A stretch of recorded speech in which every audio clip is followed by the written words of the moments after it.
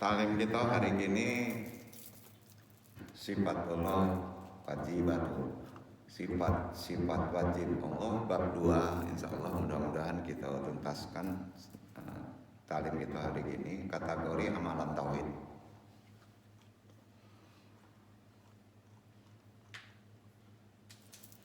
Assalamualaikum warahmatullahi wabarakatuh.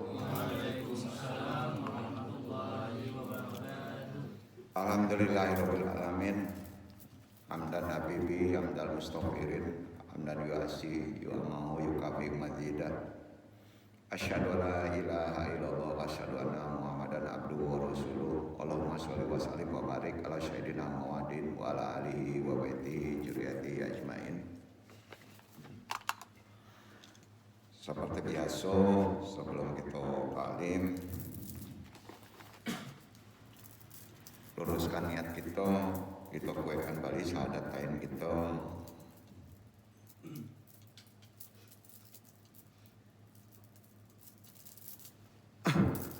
Istighfar, sholawat kepada Allah. Sama-sama kita mulai saja. Asyhadu an la ilaha illallah wa asyhadu anna Muhammadur Rasulullah. Asyhadu an la ilaha illallah wa asyhadu anna Muhammadur Rasulullah. Asyhadu an la ilaha illallah wa asyhadu anna Muhammadur Rasulullah. Salawat. Allahumma sholli ala sayyidina Muhammadin nabi ummi wa ala alihi wa sahbihi wa sallim. Allahumma sholli ala sayyidina Muhammadin nabi ummi wa ala alihi wa sahbihi wa sallim. Allahumma sholli ala sayyidina Muhammadin nabi ummi wa ala alihi wa sahbihi wa sallim. Istighfar. Astaghfirullahal rahim. Astaghfirullahal rahim. Astaghfirullahal rahim. Ilahi anta maksudi warid doka matlubi atini mahabbataka wa ma'rifataka. Tahara zikir tahlil la ilaha illallah la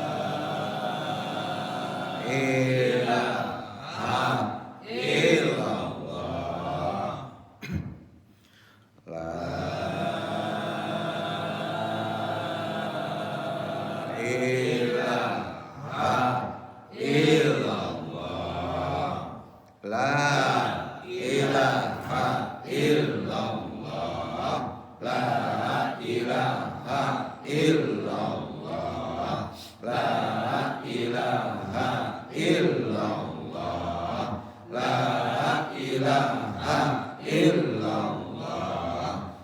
la ilaha illallah la ilaha illallah la ilaha illallah la ilaha illallah la ilaha illallah la ilaha illallah la ilaha illallah la ilaha illallah la ilaha illallah la ilaha illallah la ilaha illallah la ilaha illallah la ilaha illallah la ilaha illallah la ilaha illallah la ilaha illallah la ilaha illallah La ilaha illallah. La ilaha illallah. La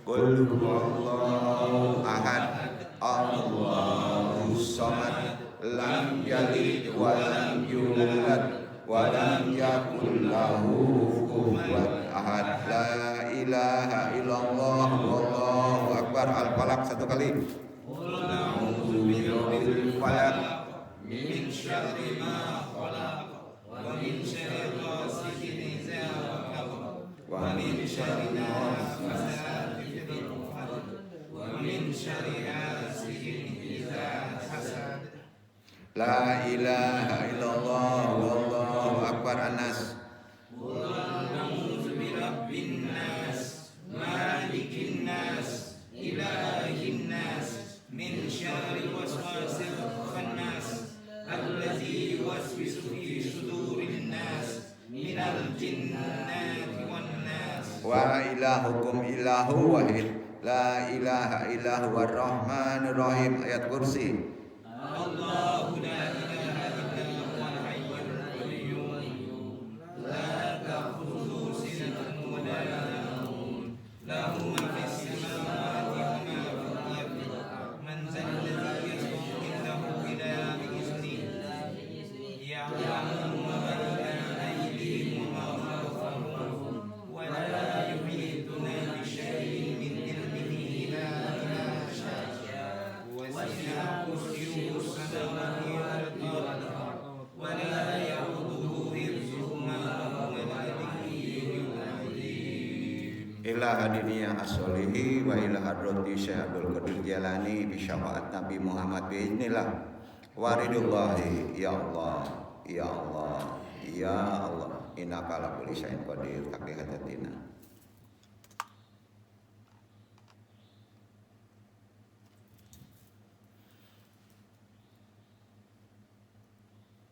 Wa khususan abaruyah Nur Muhammad, khususan ilahi Muhammad Nabi Yunaka, wabil khusus hadiri al-madi kalifatul radin, wabil khusus arwahi juriyatihi, wa khususan arwahi muslimin mu'minin wa muslimin. Al-Fatihah.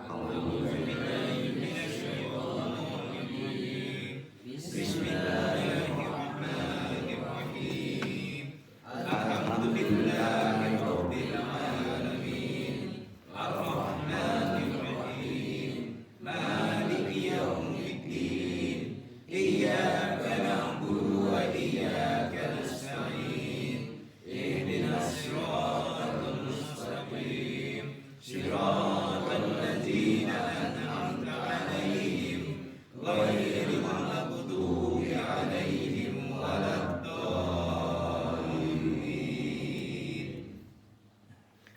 Subhanaka ilmalana ilama alam tanah inaka antal alimul hakim. Bi kuatika wa ijatika ya watinu antakunan alana awanan wa ma'inan fi jama'il aqwa liwal ahwal liwal ahwal liwal jami'i manahu wa min failil khairat. Wa sallallahu ala syedina Muhammadin wa ala alihi wa sahbihi wa salam. Walhamdulillahi rabbil alamin. La haula wa la quwata illa billahil aliyil azim. Langsung kita ke taklim. Tadi agak sedikit untuk arahkan ke hadiah ayat kursi ke para sahabat karena terkait haji, ya, yaitu amalan-amalan sifatullah. Ya. Puji syukur kita masih diberi waktu hari ini didatangkan ke tempat ini untuk bisa berthalibul ilmi, sementara masih banyak saudara-saudara kita yang sulit dapat izin untuk bisa thalibul ilmi. Jadi ini penting untuk sampaikan, karena apapun juga mau datang kemari izin Allah, mau masuk surga juga izin Allah, masuk neraka juga harus izin Allah, beriman juga izin betul kan? Tidak beriman juga izin Allah. Jadi masya Allah, hidup itu serba Allah. Penting ya. Betul nggak? Masuk neraka mesti izin Allah. Betul. Karena yang punya neraka Allah, yang punya surga Allah. Ya betul. Yang punya istri Allah. Yang belum punya istri juga minta calon harus izin Allah. Itu gunanya kita mengkaji sifat-sifat afal perbuatan Allah, ya. Barakallahu fiha biidafillah. Jadi untuk ikhwan baik yang mengikuti taklim secara talaki langsung maupun yang tidak langsung, semuanya anu doakan pasti rahimakumullah. Di pertemuan hari ini Al-Fakir coba mengkaji agak susah-susah gampang karena amalan, ya. Sifatullah wajibatu, sifat-sifat wajib Allah bab 2. Amaban, mengetahui dan beriman kepada nama-nama dan sifat-sifat Allah tak mungkin menjadi hal yang sia-sia bagi umat Islam. Mengetahui sifat asma Allah nggak mungkin sia-sia. Terdapat beberapa manfaat yang bisa didapatkan apabila seorang hamba beriman dan mengetahui tentang keduanya, baik itu sifat 20 maupun al-asmaul husna. Ini bukan kaji untuk anak-anak, ya. Anu tekankan lagi, yang dimaksud dengan beriman pada nama-nama dan sifatullah adalah untuk membuktikan apa yang telah Allah buktikan untuk dirinya dan Rasulullah SAW. Nama dan sifat yang sesuai dengan kesempurnaan dan keagungan Allah. Ini perlu diketahui sambil terus beriman dan memaknai kebesarannya. Dalam pandangan ahli sunnah wal jamaah, nama dan sifat-sifat Allah dapat dimaknai sebagai keimanan dan pengetahuan bagi manusia. Kehendak Allah, Allah untuk menjaga, berdoa kepada Allah dengan memanggil asmanya dan bertindak sesuai kehendaknya. Karenanya dalam hal ini pentingnya kita mengetahui nama-nama dan sifat-sifat Allah. Allah Subhanahu wa taala berfirman, dasarnya itu Quran surat Al-A'raf ayat 180, dibaca ikhwan.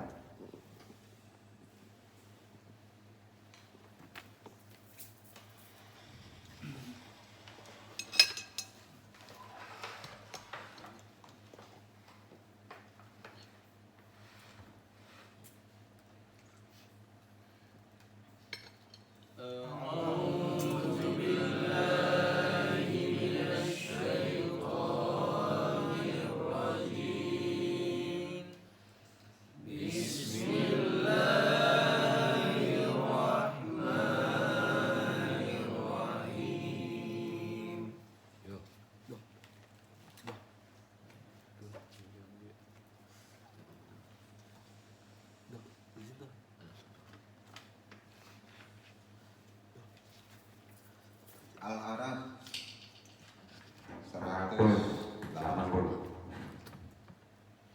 Walillahil asmaul husna.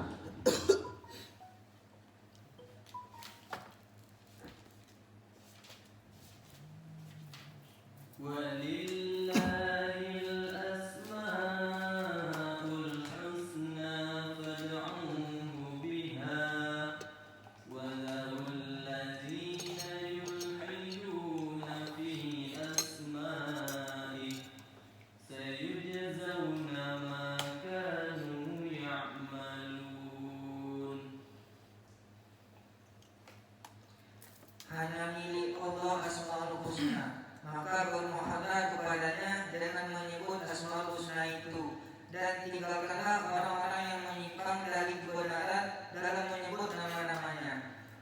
Nanti mereka akan mendapat balasan terhadap apa yang telah mereka kerjakan.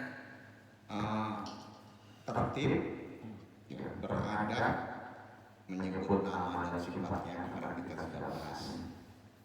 Jadi kekuatan kita dalam segi pengetahuan, ya, adalah ternyata bermohon itu difirmankan harus memakai nama-nama yang indah Allah.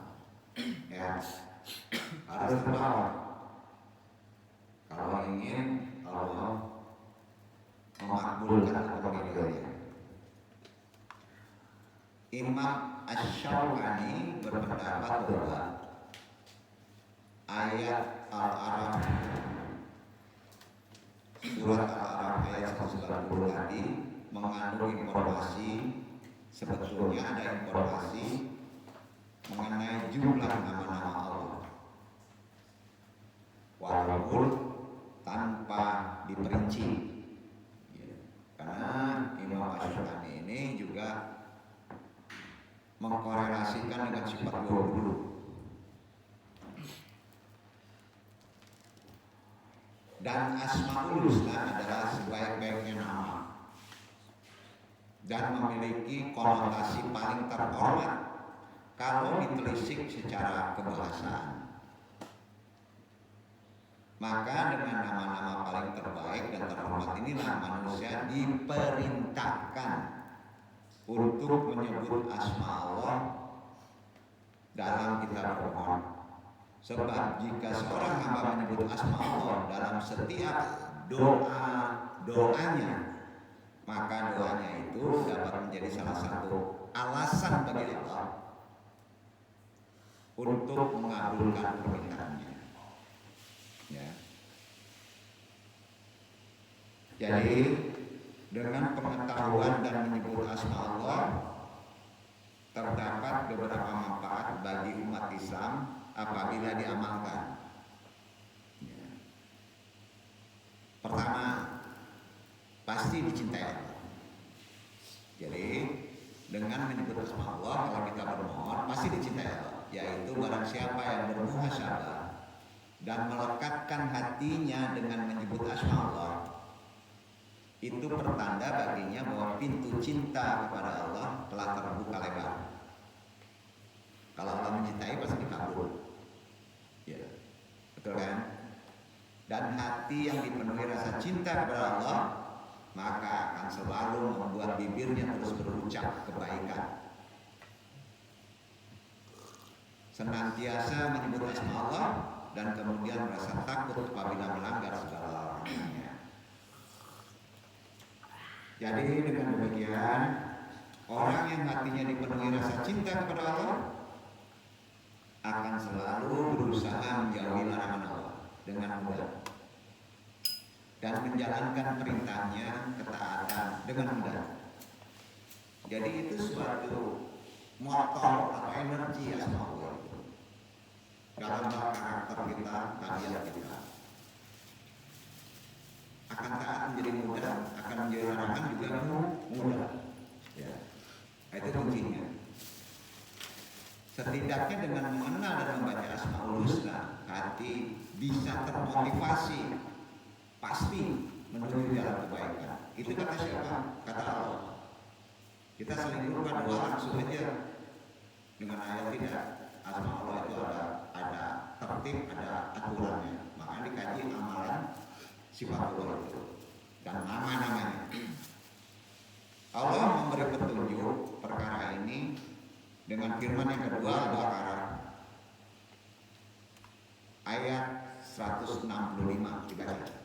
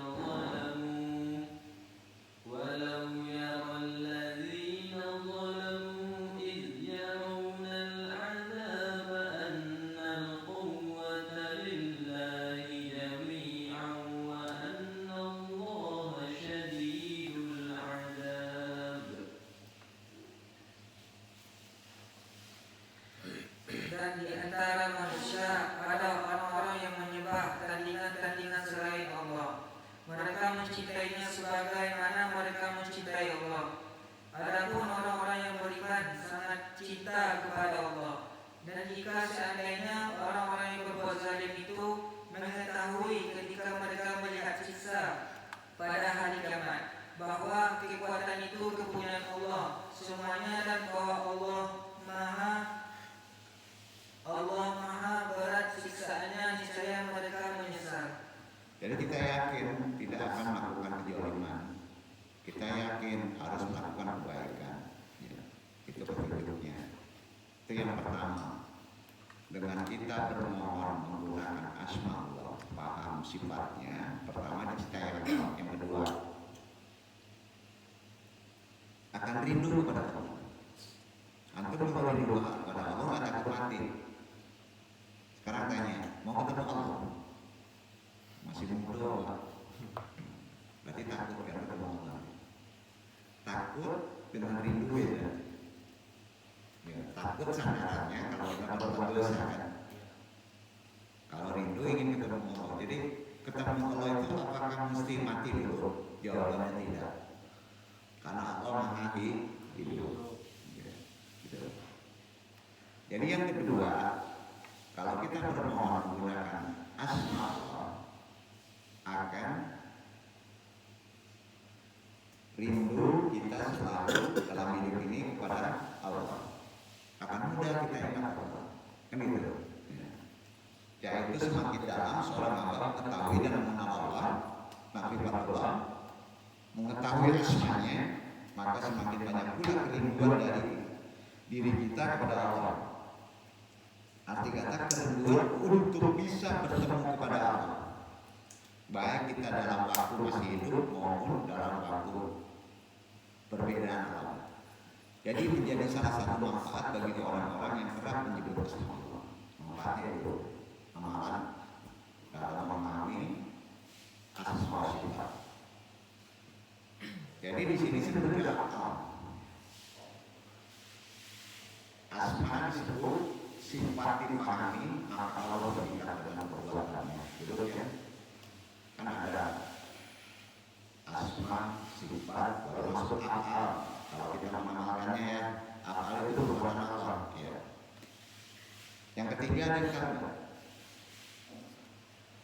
takut kepada Allah. Rasulullah itu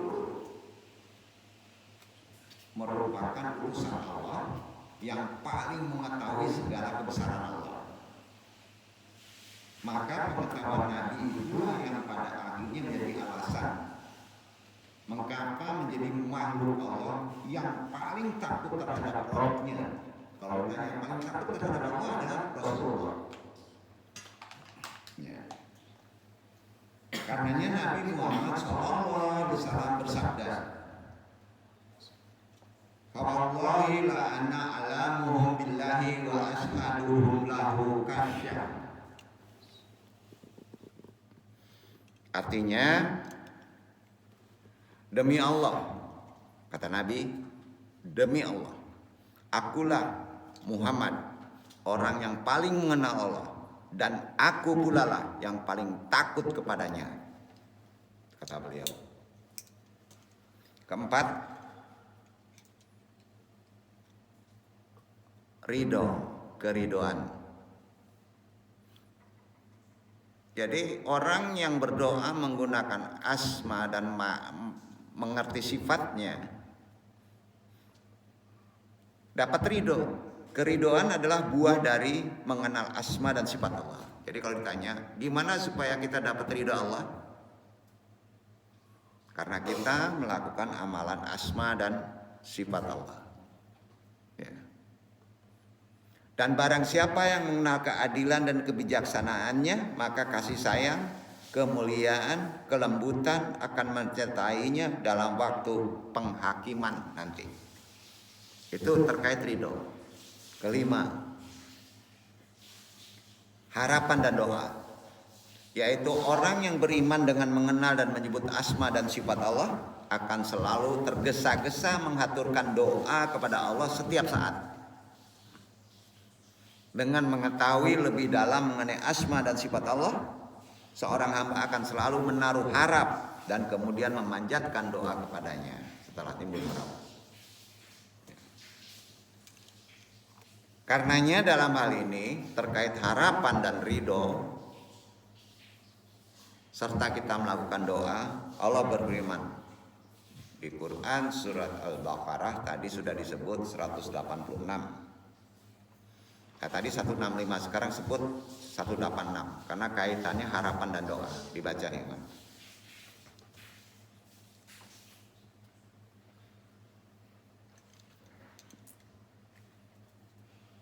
وَإِذَا سَأَلَكَ عِبَادِي عَنِّي فَإِنِّي قَرِيبٌ أُجِيبُ دَعْوَةَ الدَّاعِ إِذَا دَعَانِ فَلْيَسْتَجِيبُوا لِي وَلْيُؤْمِنُوا بِي لَعَلَّهُمْ يَرْشُدُونَ.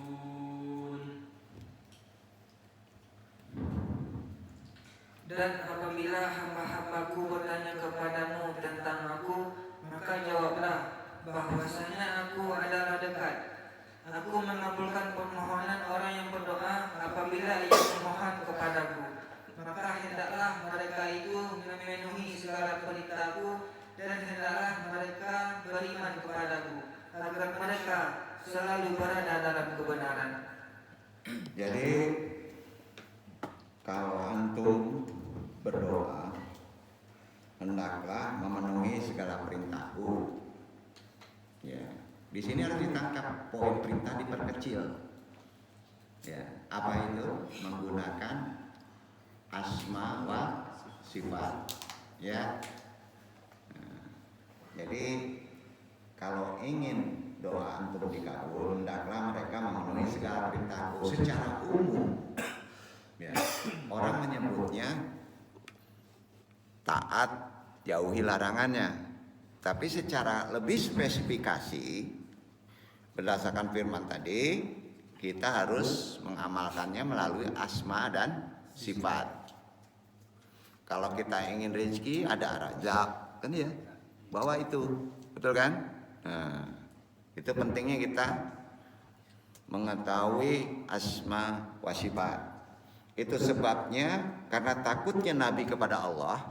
Ya, ini kaji gampang sekarang. Tadi adab aturannya dalam beramal. Ya. Karena takutnya Nabi hanya kepada Allah saja. Ya. Antum takut? Ada yang takut dengan istri? Ya, ada. Ada nggak?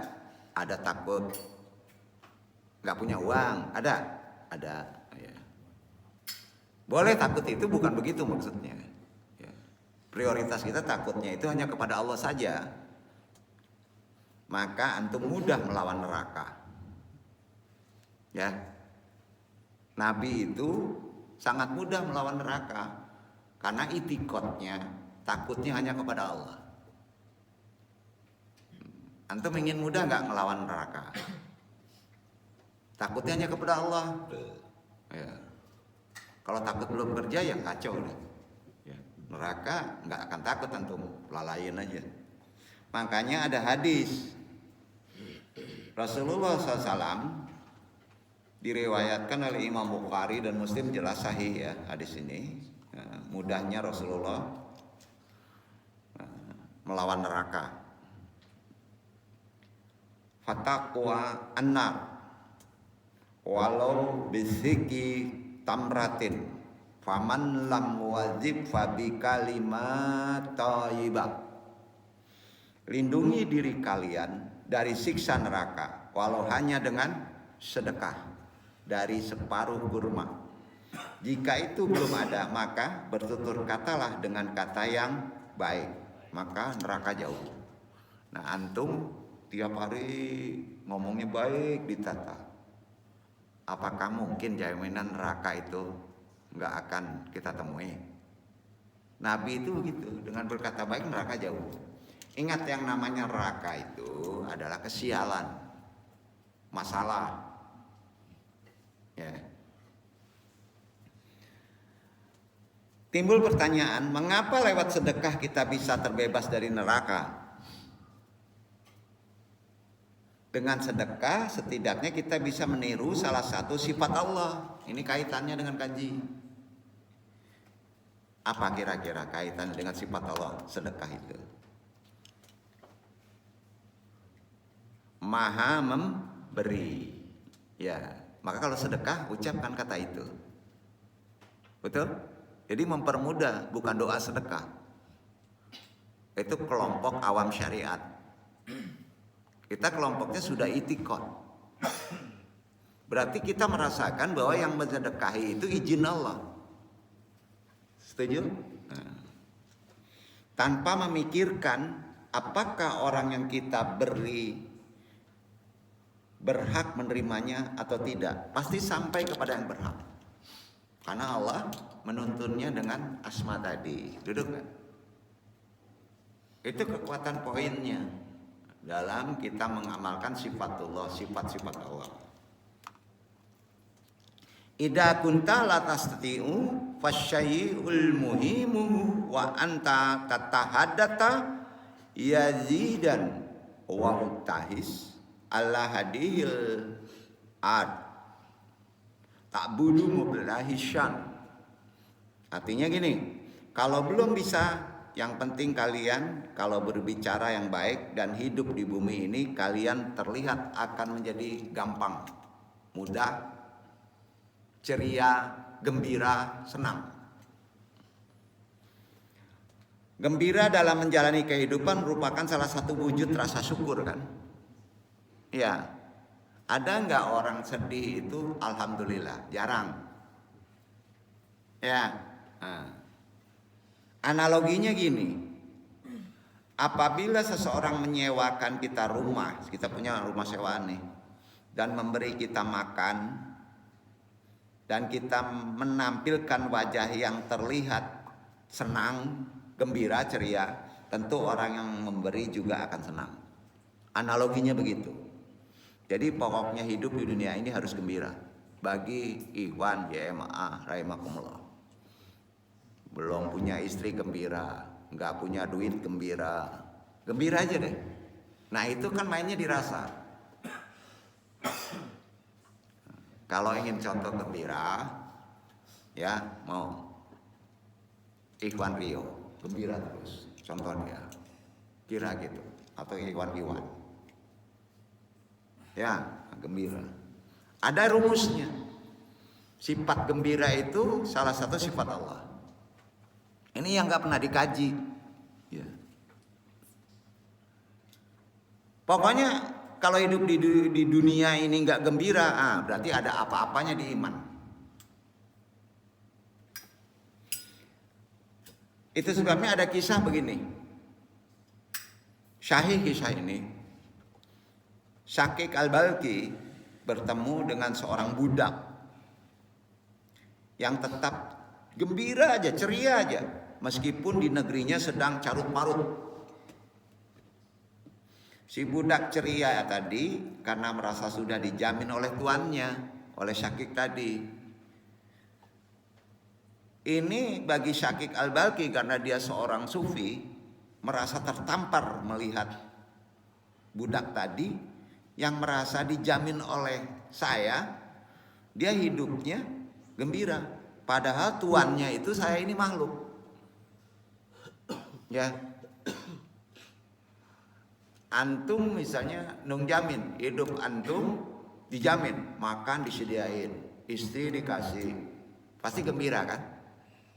Padahal yang menjaminnya adalah makhluk.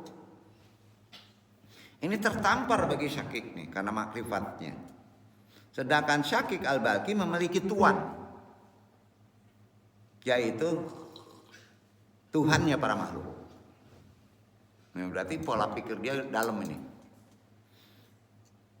Jadi budak tadi seolah ngajarin. Ya, betul kan? Antum hidup ini sebetulnya sudah dijamin sama Allah, maka harus gembira.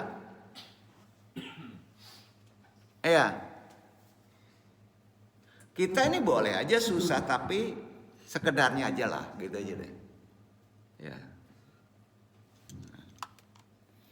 Karenanya ada hadis yang diriwayatkan dalam kitab Ihya Ulumuddin Al-Ghazali. Inna min khiyari umati qauman yaddakuna zahron min sya'ati rahmatillah wa yakuna syira'an min khaufi adzabila abdanuhum fil ard wa qulubuhum fis syamai arwa'uhum fid dunya wa qulubuhum fil akhirati. Sesungguhnya salah satu dari pilihan umatku yaitu mereka yang tertawa di saat ramai. Ya. Ketawa dia saat ramai. Karena keluasan rahmat Allah. Maka dia tertawa dan menangis di saat sepi. Karena takut atas siksa Allah. Tubuh mereka berada di bumi, tetapi hati mereka berada di langit. Ruh mereka berada di dunia, tapi akal mereka berada di akhirat. Ini hadis. Karenanya yang merupakan bagian melekat pada manusia, yang nempel, adalah perasaan atau suasana hati. Ya. Yang nempel itu kan perasaan dan suasana hati. Saat merespon kejadian atau menemui keadaan tertentu. Adapun perasaan atau emosi yang dimiliki manusia, seumpama gembira, sedih, marah, itu kan bahasa perasaan dan sebagainya. Itu merupakan sebab adanya salah satu sifat yang dimiliki Allah. Kita kan majhar Allah. Berarti Allah bisa sedih, Allah bisa gembira. Nah, itu sering dilupakan bahwa Allah juga bisa sedih, bisa gembira. Karena kita majhar Allah. Berbagai emosi yang melekat pada manusia tersebut selalu bisa hadir kapanpun dan kepada siapapun tanpa terkecuali. Walaupun banyak uang. Begitu juga walau bagaimanapun penatnya pikiran kita, capeknya badan kita, tetap aja orang ada yang bisa tertawa. Karena apa? Karena Allah mensifati dirinya. Orangnya kayak gitu susah, semuanya serba nggak punya duit, serba pak capek, tapi dia gembira aja, bisa ketawa. Karena Allah mensifati dirinya, si orang itu. Sifatnya apa, Pak? Nah, itu yang nggak dibahas kan di Al-Asmaul Husna. Apa sifatnya? Coba tanya Ustadz Pauji ini. Apa sifat yang diberikan dari Allah? Itu yang mesti dipanggil amalannya. Kalau kita susah, pengen gembira, pengen nggak nangis, kemalangan bertubi-tubi, maka mintalah sifat itu dengan doa tadi. Wa annahu huwa addaka wa abka, itu amalannya. Catat itu nggak ada itu, cari buku sama nunggi nggak ada itu.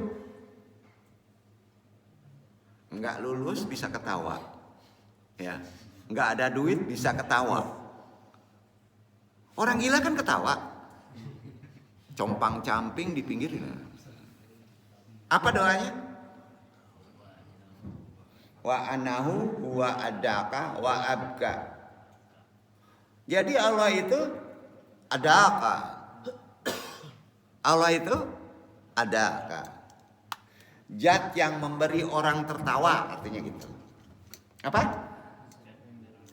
Zat itu sebut. Ya adaka. Ya Allah, sedih banget nih, berilah saya ini uang. Dikasih uang makin sedih. Yang diminta kan harus ilmunya, supaya kita gembira, bahagia. Sebut sifatnya. Karena sifatnya Allah itu adakah? Yaitu zat yang memberi kita tertawa. Setuju? Amalin tuh. Yang disebut wa annahu wa adaka wa abka itu petunjuknya. Amalannya ya adaka. Cari di Asmaul Husna ada nggak? Cari di kitab-kitab Ma'rifat ada nggak? Nggak ada. Dan yang disampaikan benar ini. Ya. Jadi gini, besok kalau masih ada yang sedih, datang kemari, kita kasih obat. Zikirnya apa? Nah, ya. Sampai nggak nih? Kok kaji gampang banget ya? Ah, nanti dapat yang susah nih. Jangan niatin itu. Selain Allah adalah zat yang memberi kebahagiaan, itu artinya. Jadi bahagia itu tidak terkait dengan materi. Tidak terkait dengan sakit gigi. Paham gak nih? Itu kebalnya. Dan itu betul. Ya ada kah. Hilang sakit gigi nih. Ketawa kita. Ya. Ada orang yang susah anaknya belum dapat suami. Sampai gelimpungan. Doanya tadi. Ya adakah. Apa ya? Kenapa? Karena kita sering tergesa-gesa. Ya, padahal itu udah ada. Allah itu zat yang memberi kebahagiaan kepada makhluknya. Kepada manusia. Namun ada namunnya. Apa itu? Allah juga memiliki sifat yang justru bisa membuat manusia kebalikan itu. Jangan salah sebut. Lawan kata adakah disebut. Nah ya, kontan itu. Anu makanya gak dong sebutin. Iya gak? Karena takut ditransfer ke orang. Kalau itu senasab kena. Senasab. Duduk gak? Nah, itu ilmu yang tidak boleh diberikan harus jangan diberikan. Duduk kan nih? Nah ini benar. Maka Allah dengan kuasanya dapat membolak-balikan hati manusia dengan sifat tadi. Allah kan yang membolak-balikan hati manusia karena Allah mempunyai sifat adakah dan itu. Nah, duduk kan tuh? Iya kan? Nah. Hingga bisa menjadikan manusia bergembira, tertawa, meskipun sedang menghadapi peristiwa genting, bahkan menyedihkan. Banyak orang yang kalut, punya hutang banyak, istri tidak percaya, tetangga tidak percaya, tapi masih tetap tertawa, terbahak-bahak. Banyak? Ada. Jangan-jangan dia ngamalin. Ya ada apa? Ya. Karena Allah itu adalah adakah, zat yang memberi kebahagiaan bagi makhluknya. Udah selesai, karena kita kan ini bahagia kan. Udah selesai. Gitu. Di samping itu juga setiap manusia tidak akan luput dari memiliki beragam emosi dalam dirinya kan. Tanpa pandang suku, agama, ras, status, jabatan, kekayaan, dan sebagainya, semuanya akan merasakan hal itu. Wa abka. Apa? Adakah dengan wa abka udah paham ya? Sudah presiden, sudah gubernur, sudah jadi menteri, tetapi jika Allah ingin membuatnya bersedih, wa abka, maka mereka juga akan menangis. Udah dua aja. Tapi kalau yang kedua ini diamalin cikuy.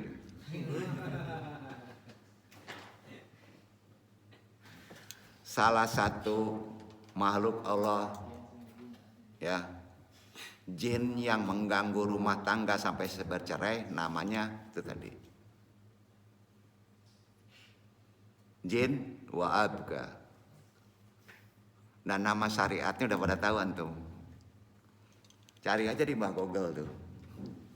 Ya, ada loh makhluk yang hobinya menceraikan suami istri. Ada. Sebab seringkali bagi sebagian orang yang merasa tidak seberuntung orang lain, yang menurutnya memiliki hidup lebih baik dengan jabatan, kekayaan, serta segala hal yang melebihi dirinya, akan dianggap bahwa mereka memiliki hidup yang sempurna tanpa kurang suatu apapun. Coba kalau antum adalah mantan presiden, umpama Iqbal mantan presiden atau mantan menteri, dong doain. Alhamdulillah, gitu jawabannya gitu kan. Doa alhamdulillah. Punya keluhan kesusahan apa dalam hidup? Terkadang memiliki anak yang ikut pencalonan RT, yang mudah aja deh. Itu pun entah menang entah tidak. Allah punya cara untuk abga. Untuk abga. Cara untuk membuat orang bersedih. Itu salah satu asma wa sifat yang tidak dibahas di luar. Karenanya alam semesta ini menjadi bukti sangat nyata bahwa Allah Subhanahu wa taala itu ada. Kenapa kita bisa sedih, bisa gembira, nggak ada duit kok bisa gembira? Ada nggak kayak gitu? Itu menyatakan bahwa Allah ada. Makrifat itu sampai situ. Sebab nggak mungkin alam semesta ini ada dengan sendirinya. Nggak mungkin dia antum miskin tapi gembira dengan sendirinya, ada itu. Pasti ada penyebab gembira. Duduk. Nah. Pasti ada yang menciptakan gembira. Adaka wa abka. Dialah Allah Subhanahu wa taala. Sifat yang enggak dibuka itu. Kok andung sembarangan aja di-share kemana-mana buka. Amalin aja yang di luar. Kalau nggak ada cangkokan makrifat secara apa yang disebut nasab murid, nggak akan kena tadi. Itu bedanya. Percayalah. Sombong banget anu. Ya. Karena sudah ada jemaah kita yang nunggu. Nunggu, dia nggak datang, nggak udah sama juga kok risalah baca ini gitu. Hati-hati membaca dunia komunikasi. Karena terkait izin. Masuk neraka izin Allah. Dapat kajian komunikasi yang bagus dari Ustadz, izin Allah. Ya, kalau nggak izin, nggak bakal ketemu. Ya. Masuk surga izin, itikotnya gitu. Allah adalah yang awal dan yang akhir, tahu itu. Letakkan di akal. Bingung. Dua yang berlawanan dijadikan tauhid, bingung nggak? Ya kan gitu. Filsafat, kacau itu. Nah, karenanya berfilsafat tentang Allah harus gimana? Kalau kita berfilsafat tentang Allah harus gimana? Ini kajinya di sini. Cukuplah dengan mengenal sifat-sifatnya saja. Sifat jangan disebut. Cukup dengan itu. Jangan sampai kita itu berpikir tentang zatnya. Karena kalau nama itu pasti terbawa zat. Ya. Karena manusia itu dalam pola berpikir terbatas. Maka tidak akan mampu menjangkau sesuatu yang tidak terbatas. Setuju? Logika, law, Tuhan. Ingat, ada logika itu dituhankan. Jadi filsafat itu logika, law, tuhankan. Salah satunya Yunani itu Tuhannya ada law. Jadi Tuhan diciptakan melalui pikiran. Jadi mudah-mudahan manusia itu paham bahwa akal pikiran kita terbatas terkait kaji sebelumnya, maka tidak akan mampu menjangkau sesuatu yang tidak terbatas. Pikiran seperti itu adalah pikiran setan kalau dipaksa. Pikiran akal setan. Betul itu. Setan itu selalu berharap agar manusia dalam mengenal Allah mendiskusikan tentang Tuhan. Adab tertibnya begini. Makanya ada sebuah riwayat. Apabila kalian ingin selamat, ikuti riwayat ini. Riwayat ini sahih. Anta fakiru faqat fi dalilli ala wujudullah. La tufakir fillah. Ida fakarta fillah fasawfa yankasiru. Artinya, kamu berpikir saja bukti bahwa Allah itu ada. Jangan berpikir tentang Allah. Kalau kamu berpikir tentang Allah, rusak antum.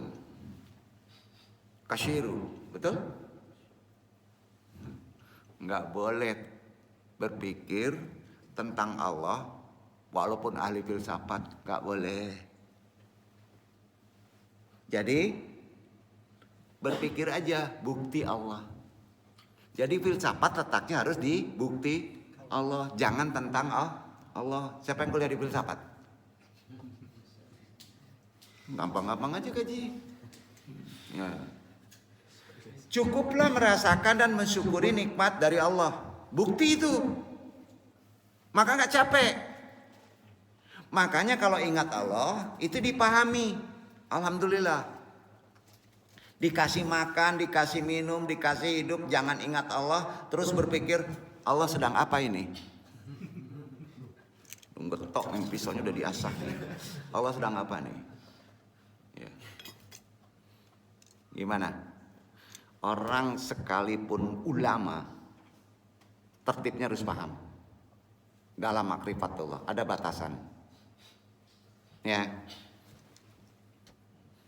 Jadi sebenarnya ilmu tauhid itu mudah dipelajari kalau tahu batasan akal, batasan pikiran. Tidak seribet yang dibayangkan oleh sebagian orang. Makanya Allah melatih kita. Gimana latihnya? Yuridullahu bikumul yusra. Setuju? Dia merespon dengan sangat mudah. Andaikan manusia di seluruh dunia ini polling keroyokan untuk melihat Lata dan Uzza itu apa sih?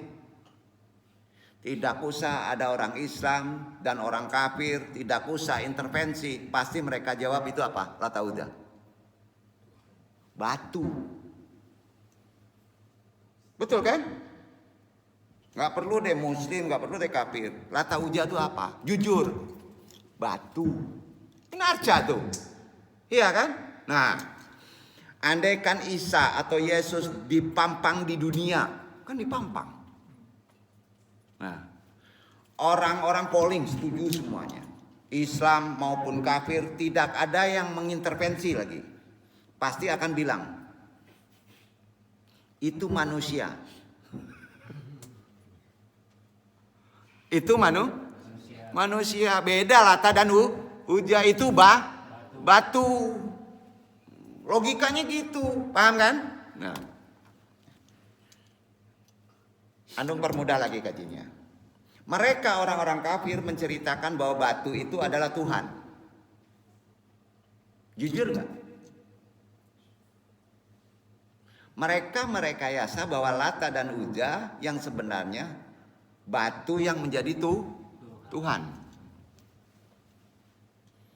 Yang mereka sembah. Makanya di dalam Al-Quran Allah disebut wa ma karullah wallahu khairul makirina. Artinya, dan mereka orang-orang kafir membuat tipu daya, maka Allah pun membalas tipu daya. Dan Allah sebaik-baik pembalas tipu daya. Dibaca Iwan ayat Ali Imran 54. Buktinya, takut salah dong. Halo.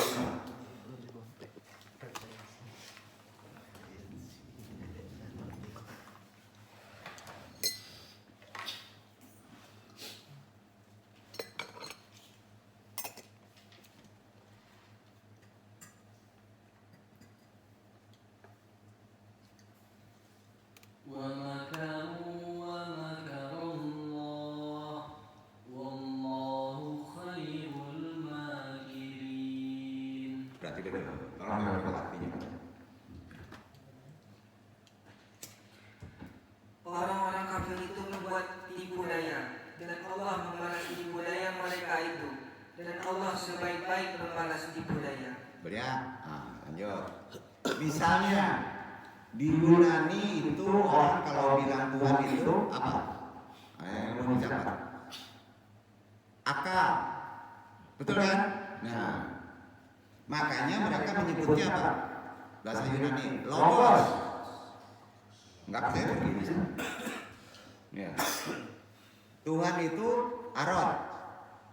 Kalau bahasa Islamnya. Perhatikan, jangan sampai salah ya. Bisa-bisa kafir nanti nih. Tuhan itu arot, sifat. Jadi Tuhan itu tidak ada zatnya kalau sifat. Betul. Pusing nggak?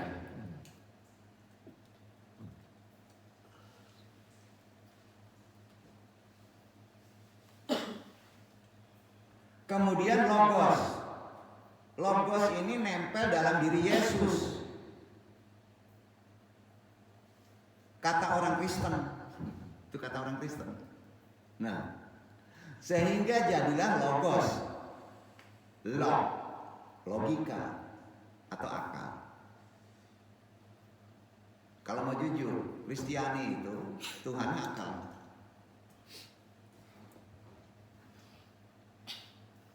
Kalau mau jujur ya. Makanya orang filsafat menyebut Tuhan itu akal 1, akal 2, akal 3, akal 4. Nggak sampai-sampai. Iya kan? Itulah yang disebut ujungnya apa? Karena nggak sampai-sampai ideologi. Apa namanya? Ideologi. Kalau ideologi nggak akan selesai. Ideologi antum beda dengan ideologi Ustaz. Ya. Orang filsafat itu awalnya itu yang dikaji. Tuhan itu akal 1, kata ini akal 2, kata ini akal 3. Akal kan nggak mungkin nanti. Itu yang disebut ideologi. Jadi ideologi asal kata dari banyaknya log yang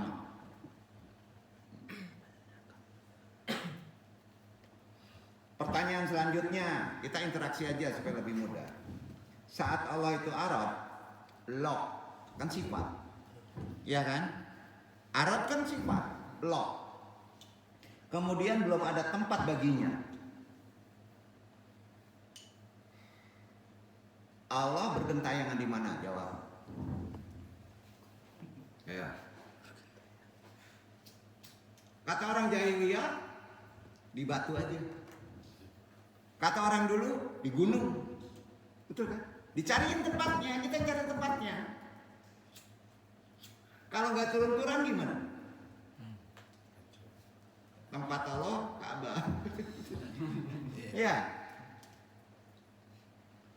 Sebelum Nabi Isa ada, lantas Allah bersemayam di mana?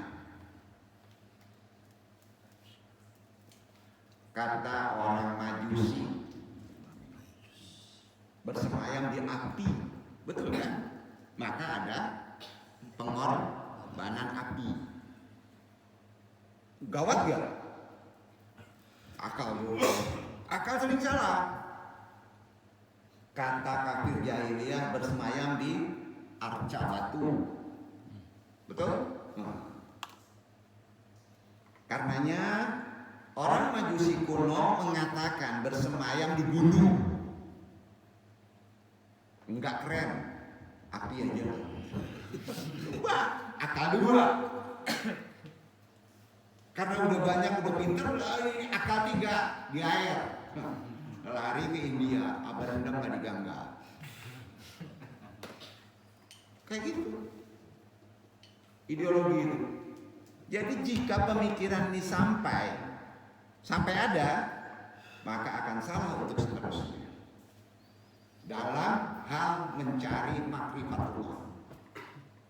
Kalau pikiran ada, akan salah seterusnya. Makanya harus ada korelasi penuntun wahyu. Habis-habis dia orang bersahabat, kamu tahu dia doang. Betul kan? Logikanya begitu. Sebab jika Allah dikatakan sebagai sifat atau arad, maka harus menempel pada zat, iya kan? Sedangkan Allah itu dalam sifat 20 zat yang berdiri sendiri. Al-Qayyum, betul kan? Itu petunjuk Quran.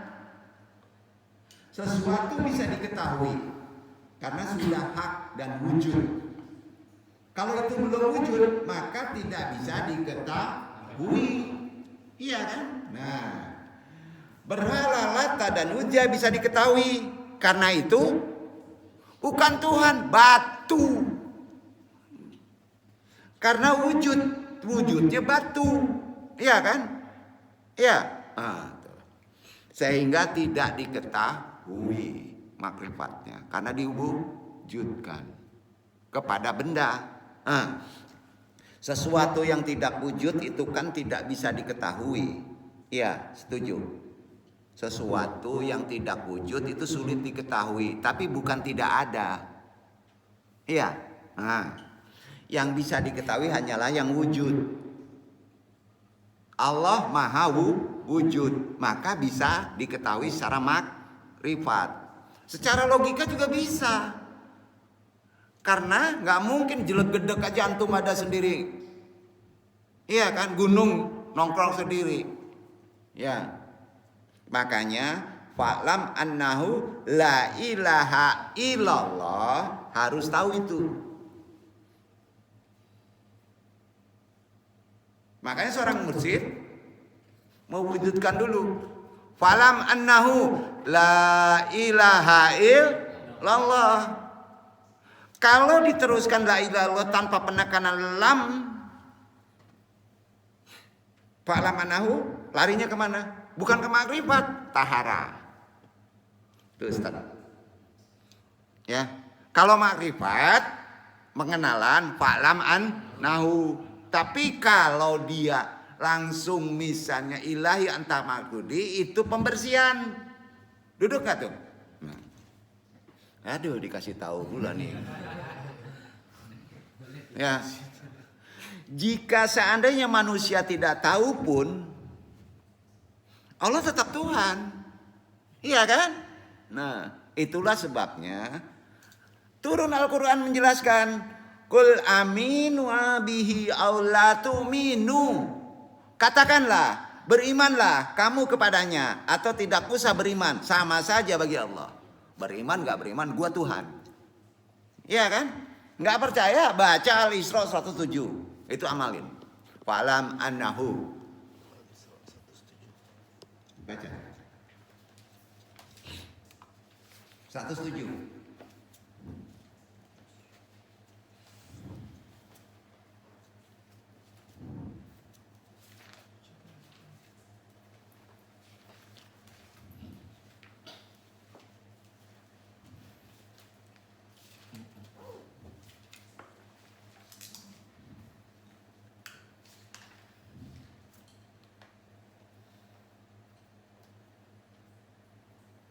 Kul aminu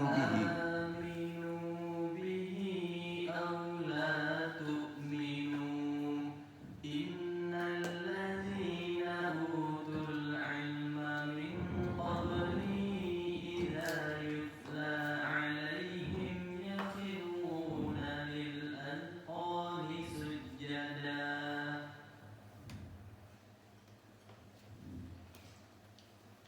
Katakanlah, berimanlah kamu kepadanya Sesungguhnya orang-orang yang diberi pengetahuan sebelumnya apabila Al-Quran dibacakan kepada mereka, mereka mengukur atas muka mereka sambil bersujud. Jadi lam yatawalad min wujudihi syai'un. Jangan sampai antum berkeyakinan setelah Allah wujud otomatis makhluknya wujud. Berarti wujudnya makhluk tanpa kehendak Allah. Itu salah. Sampai kan? Itu salah.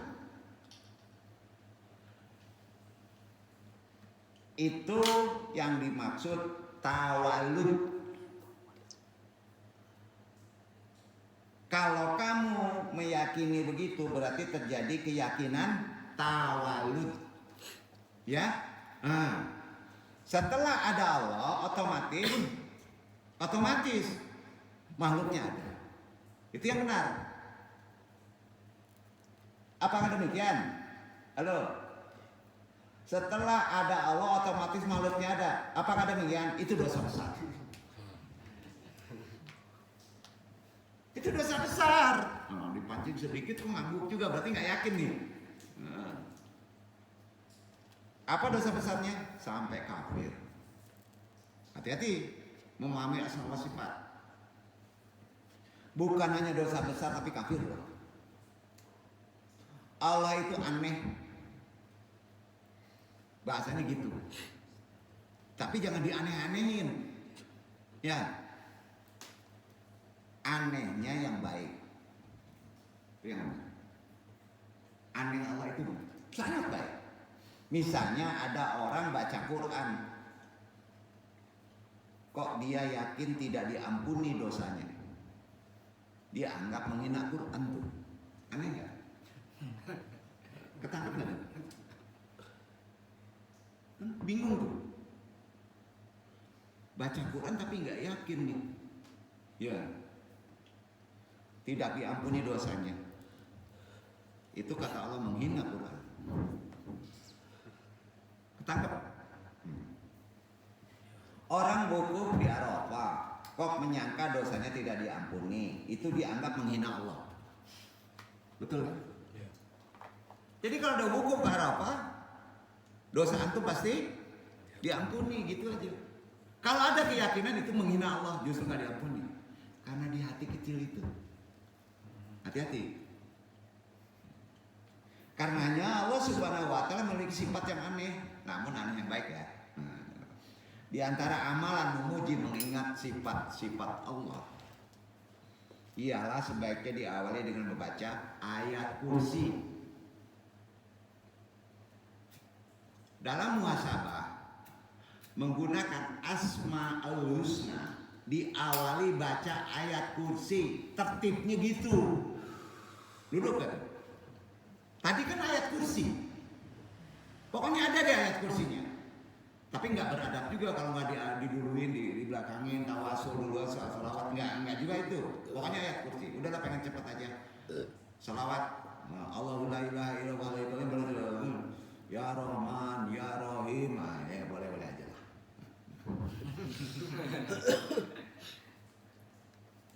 Jadi amalannya gitu. Ayat kursi. Ayat kursi kan merupakan ayat teragung dan setara dengan sepertiga isi Al-Quran. Itu hadis ya. Akan tetapi sampai kini ayat kursi kok diturunin. Penangkal gangguan jin setan. Aneh ini. Terlalu berat tuh kalau dihantam pakai itu. Kasihan banget ya. Bener gak? Joliman tuh. Gimana sih training ayat kursi? Sepertiga Quran loh. Padahal jika kita kaji lebih dalam, pahami ayat kursi berarti ajaran tauhid. Setuju nggak? Paling utama, mudah dicerna lagi.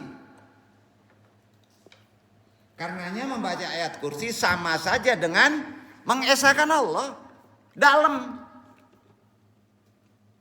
Mengagungkan Allah, memuliakan Allah. Baca ayat kursi itu. Dari sekian banyak ayat Al-Quran, ada satu ayat yang disebut paling istimewa, yaitu ayat kursi. Al-Fatihah gimana? Itu umul kitab. Memang mulia. Tapi yang penggalan, yaitu Al-Baqarah ayat 255. Sebelum membahas lebih dalam untuk pengamalan sifatullah dan asmanya, baca ayat kursi dulu. Pelan-pelan artinya ya. Ini beda pengertiannya dengan kemarin. Kalau kemarin kan pengertiannya ayat kursi untuk bakar jin. Rendah banget ya. Gak ke situ. Itu ajaran tauhid. Ya, baca ayat kursi. Allahu la ilaha illa huwal hayyul qayyum la ta'khudhuhu sinatun wa la nawm lahu ma fis samawati wa ma fil ardh man dhalladhi yashfa'u indahu illa bi'idhnihi يعلم ما بين أيديهم وما خلفهم ولا يحيطون بشيء من علمه إلا بما شاء وسع كرسيه السماوات والأرض ولا يؤوده حفظهما وهو العلي العظيم.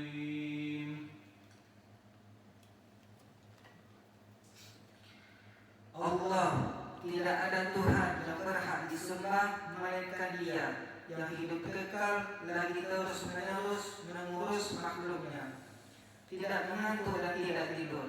Kepunyaannya apa yang ada di langit dan di bumi.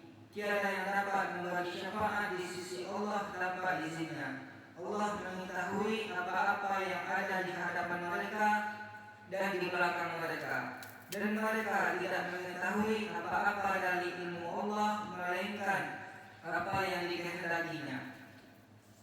Allah meliputi langit dan bumi, dan Allah tidak merasa berat memelihara keduanya, dan Allah maha tinggi lagi maha besar. Duduk, tidak perlu dijabarkan ya.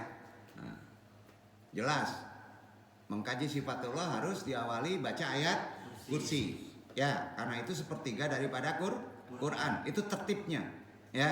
Nah, satu, Nabi Muhammad sangat memuji ayat kursi karena ayat ini sangat istimewa. Nabi Muhammad sendiri memuji ayat ini. Sebabnya, kalau kita nukil dalam kitab Tanjil Aras, sabda Rasul, lalu membacakan ayat kursi. Semua ayat Al-Quran itu turun, diambil, diterima di bumi. Seluruh ayat Al-Quran. Tapi khusus ayat kursi, Rasulullah mengambil di aras langit, bukan di bumi. Itu ayat kursi bicara. Ya, duduk. Nah. Kata beliau melalui kitab Tanjil ya, jika dibaca isinya sangat-sangat istimewa kalau tahu makrifatnya. Khusus mengenalkan Allah dengan segala sifatnya udah terrangkum. Jadi kalau ditanya ibu dari sifatullah dari 99 atau sifat 20 adalah ayat kursi. Duduk ya. Bagi siapa yang membacanya akan merasa tenang karena menggambarkan bagaimana luasnya kuasa Allah. Satu di situ.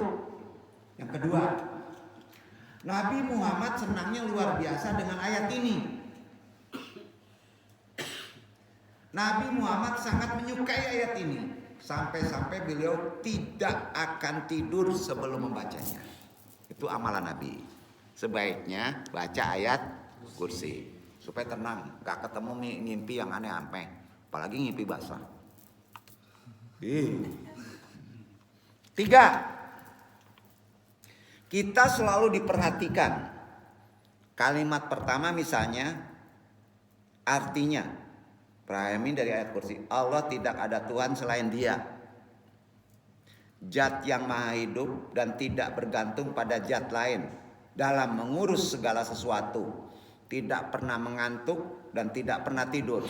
Ibarat anak kecil, kita pasti senang kalau ada yang terus menjaga dan memperhatikan. Setuju? Itu dia. Maka tenang. Enggak akan bermakna kalau kita tidak paham. Walaupun kita 100 membaca ayat kursi. Itu gurunya Thalibul Ilmi.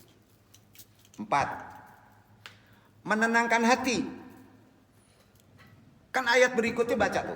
Milik Allah segala yang di langit dan di bumi. Enggak ada tuh. Semuanya hak pakai aja. Enggak ada sertifikat. Ada sertifikat. Hal ini membuat kita tenang. Setuju nggak tuh? Coba bayangkan jika alam ini milik orang lain. Misalnya milik pemerintah Indonesia. Tol aja bayar antum. Makanya negara Islam yang benar kalau itu milik Allah nggak kena pajak. Setuju nggak tuh? Andong doain Ustadz ini jadi presiden. Semua hilang pajak. Kan gitu.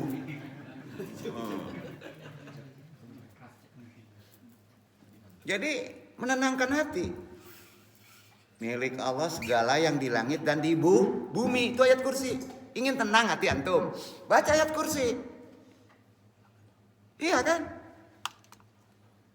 Kalau milik misalnya milik yang duduk ini, Allah ini bayar. Betul nggak Pak? Itu manfaatnya. Mengkaji sifat asma Allah disebutkan. Nah, adabnya, tertibnya mengikuti Quran kan? Ayat kursi. Ini memberikan makna bahwa ayat kursi kita tidak boleh khawatir tentang duniawi, itu syariat. Siapa yang masih khawatir? Belum kawin, belum kerja, nggak usah ngaji sini. Ini udah sampai ayat kursi nih ngaji nih. Seharusnya kita nggak khawatir masalah dunia, betul kan? Makanya awet muda loh. Iya, pengen awet muda. Karena sejatinya segala sesuatu dunia milik Allah. Keren. Terkait dengan sifatullah, asma wal sifat, yang terkait dengan akidah atau ilmu tauhid. Sekarang apalnya. Pusing deh. Kalau ada yang bertanya, ini sering melenceng. Ustadz 1000 umat, Ustadz keren, Ustadz populer, nggak boleh disebut namanya, dosa. Andung lurusin. Di mana keberadaan Allah? Kalau yang nanya gitu, nasihat andung. Kalau ada yang nanya, hati-hati. Setinggi ulama pun jangan mudah menjawab tuh. Sampai Ustadz, jangan jawab. Wallahu alam, saya nggak tahu.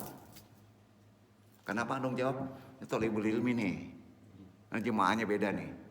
Pinter-pinter kan? Filsafat semua kan? Andung jawab ya. Boleh kan?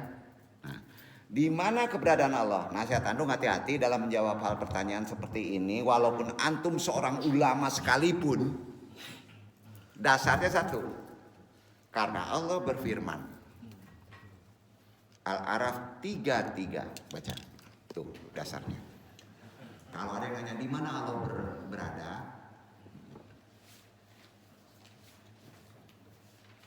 keberadaan Allah nih pertanyaannya. Bukan sedang apa ya, itu yang nggak boleh. Allah sedang apa ya, itu nggak boleh.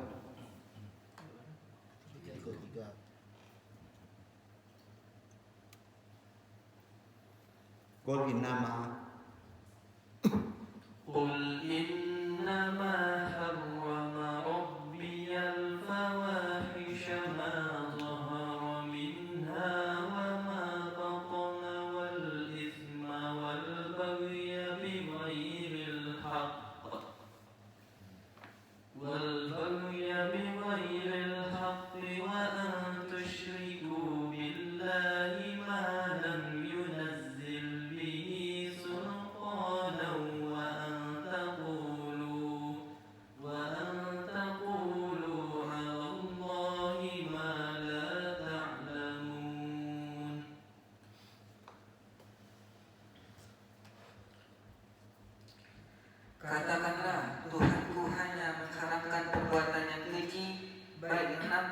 perbuatan yang tersembunyi dan perbuatan dosa, melanggar hak manusia tanpa alasan yang benar, mengharamkan mempersekutukan Allah dengan sesuatu yang Allah tidak menurunkan hujah untuk itu, dan mengharamkan mengada-adakan terhadap Allah apa yang tidak kamu ketahui.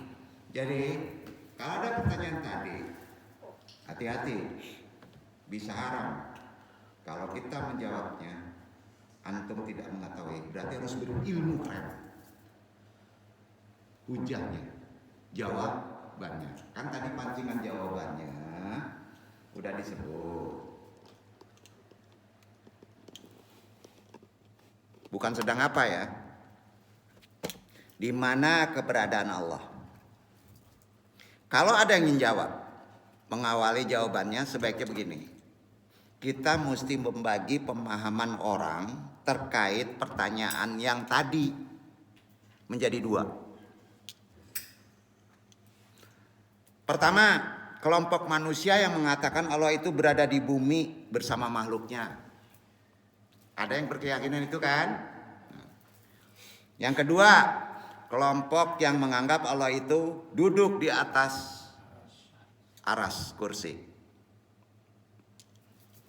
Ini sedang rame di mbah medsos. Kira-kira apa tuh? Kita sepakat bahwa kedua kelompok tersebut adalah kelompok yang sesat. Benar nggak nih? Harus Allah alam. Main dulu pikiran kita ya. Sebenarnya ada kelompok ketiga, tapi dia nggak mau ngomong. Tapi itu juga kurang benar.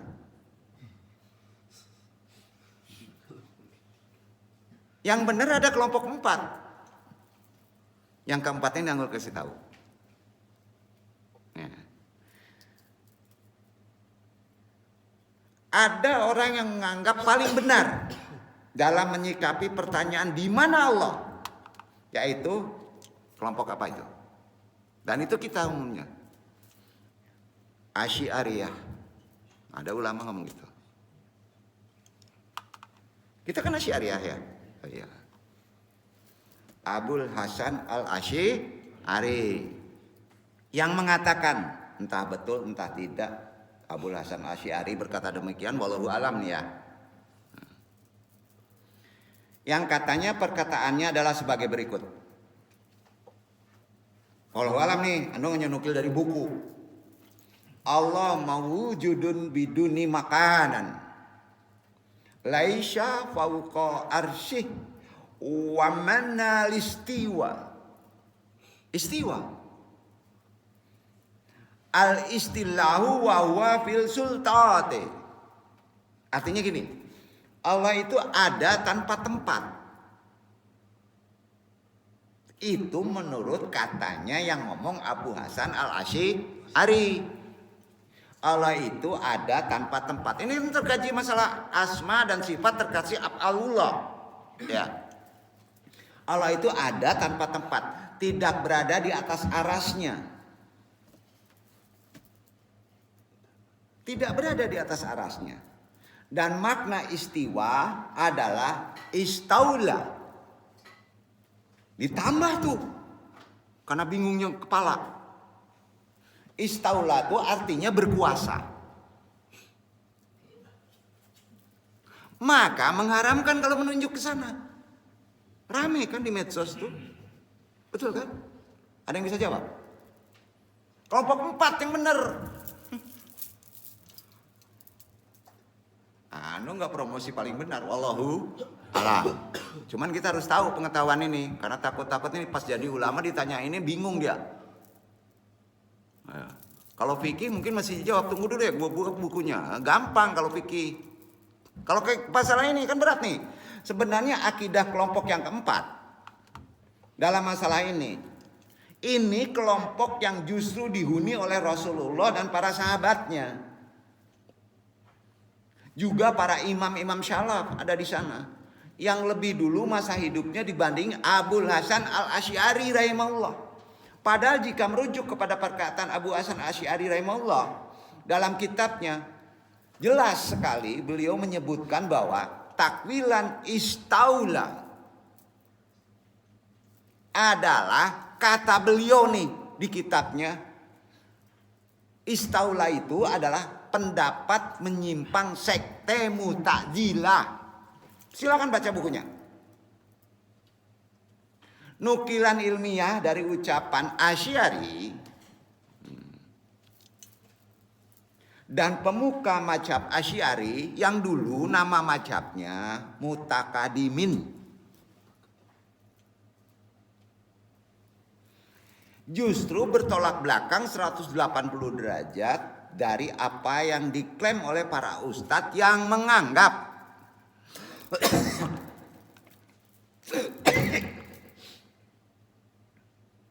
Allah itu ada tanpa tempat, tidak berada di atas aras. Karenanya makna istiwa adalah istaula, yaitu berkuasa. Yang pertama demikian. Karena Abu Hasan Asy'ari dan Al-Baqilani yang merupakan tokoh salaf di kalangan Asy'ariyah justru menetapkan Allah itu berada di atas arasnya. Boleh nunjuk ini. Allah berada di mana? Di langit. Boleh.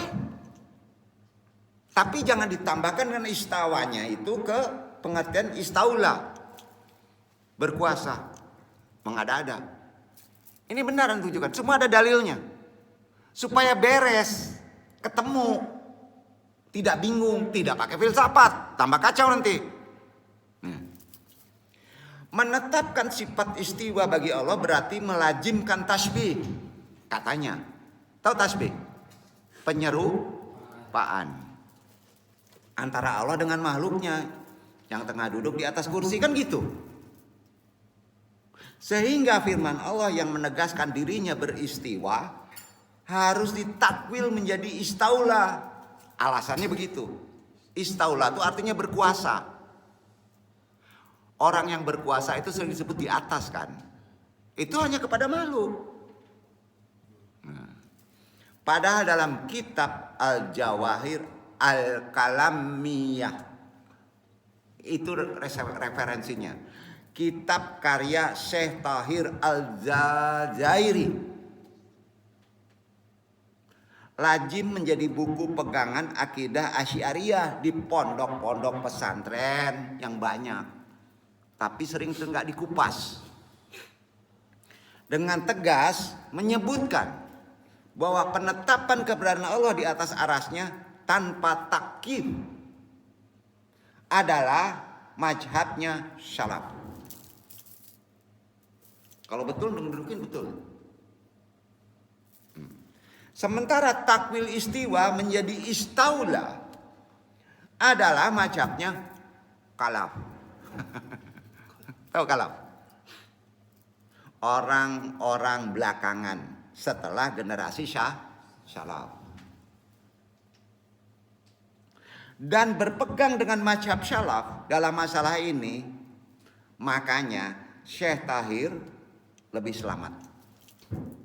Itu dulu ya, dong jelaskan, menguatkan tadi. Ya. Jadi berdasarkan dalil syar'i, dalilnya penjelasan ulama salaf yaitu hadis riwayat Sahih Muslim nomor 537. Dari Muawiyah bin Al-Hakam Asy-Syulami radhiyallahu anhu berkata, langsung aja ke matan. Artinya gini, riwayat tadi mengisahkan bahwa Muawiyah bin Al-Hakam Asy-Syulami radhiyallahu anhu pernah menampar wanita jariyah gara-gara keteledoran yang dilakukannya. Ditampar tuh Pak karena teledor. Hadis ini sahih.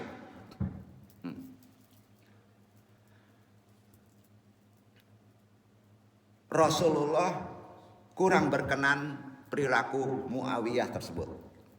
Sampai ke Rasulullah. Muawiyah yang merasa menyesal lantas berkata kepada Rasulullah, "Daha Rasulullah, ala ufriju anhu faqad." Duhai Rasulullah, apa tidak ku merdekakan saja dia. Rasulullah lantas meminta wanita tadi dihadirkan. Rasulullah kemudian menguji keimanan wanita tersebut dengan bertanya, Aina Allah? Di mana Allah? Kan sama pertanyaannya tuh. Ini hadis sahih. Wanita tadi menjawab, Fauqa syahabi. Di atas langit. Tunjuk. Nabi lanjut bertanya, Man ana? Siapa aku? Siapa saya?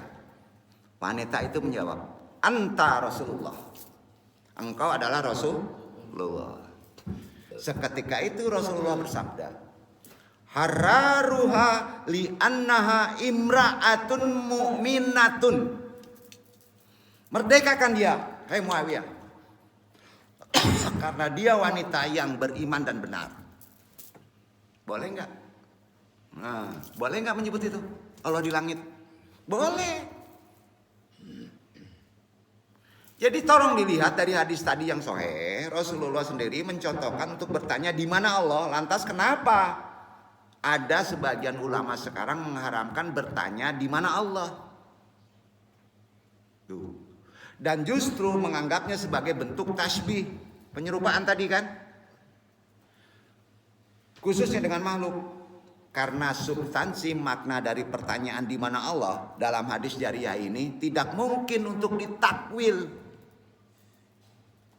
Mereka pun berusaha melemahkan dan menjatuhkan hadis jariyah ini sebagaimana yang dilakukan pada zaman itu dilakukan oleh Asy'akaf, Al-Gumari, Al-Kautsari. Padahal hadis tersebut termaktub dalam Sahih Muslim, kitab paling sahih di muka bumi setelah Al-Quran dan Sahih Al-Bukhari. Tak ada satupun ahli hadis besar terdahulu yang menolak kesahihan hadis jariyah dalam Sahih Muslim. Enggak ada. Enggak ada. Imam Syafi'i juga berdalil. Apa dalilnya coba? Menggunakan hadis tadi. Kitabnya baca Risalah buktinya. Halaman 75. Pakai hadis ini. Di mana Allah? Kata wanita tadi, di atas lah. Langit dipakai sama Imam Syafi'i. Dan Al-Um halaman 298. Silakan baca. Nah, juga dinukil dari Al-Baihaqi dalam Manaqib Asy-Syafi'i. Bab 1 394. Bahkan Al-Baihaqi yang banyak menjadi rujukan para pentakwil sifat zaman ini mensyahihkan hadis di dalam Al-Asma wa Sifat halaman 533 dibolehkan menunjuk Allah di langit, di aras. Ibnu Hajar juga menegaskan kesahihannya dalam Fathul Bari halaman 359. Demikian pula dengan Al-Bakhawi dalam kitabnya Syarh Asy-Sunnah halaman 43. Jadi ketika Haji Wada, numpatkan lagi ya, Nabi berkhutbah di Arafah. Setelah menyampaikan khutbahnya disebutkan bahwa faqala bi usba'ihi sababati yarfa'uha illa syamai wa yunkutiha ilan nas. Allahumma syad, Allahumma syad. Artinya gini, Nabi mengangkat telunjuknya ke arah langit, lalu mengarahkan kepada manusia di hadapannya, seraya berkata, Ya Allah, saksikanlah. Ya Allah, saksikanlah.